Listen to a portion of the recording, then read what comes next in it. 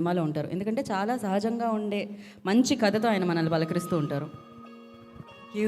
Correct మీరు చెప్పింది. మనంతా ఒకటే ట్రైబ్. నేను అక్కడి నుంచే స్టార్ట్ చేశాను దట్ సాఫ్ట్వేర్ కూడా. Thank you so much.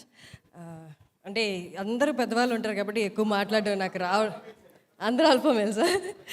So నాకు అసలు ఏం మాట్లాడకుండా ఈ ఆనందాన్ని ఒక 2 మినిట్స్ ఇక్కడి నుంచి ఇలా చూసి వెళ్ళిపోతాను ఉంది. బట్ మాట్లాడాలి కాబట్టి ఒక 2 మినిట్స్ మాట్లాడేసి వెళ్ళిపోతాను.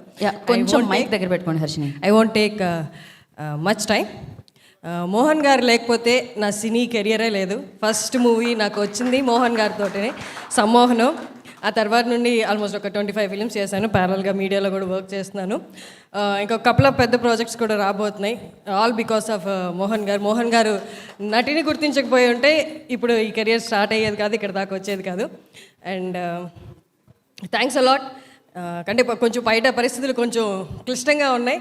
అలాంటి పరిస్థితుల్లో కొంచెం రిలాక్సేషను, కొంచెం నవ్వుకొని బయటకు వెళ్ళిపోవడానికి ప్రస్తుతానికి ఏకైక సోర్సు సారంగపాణి జాతకం.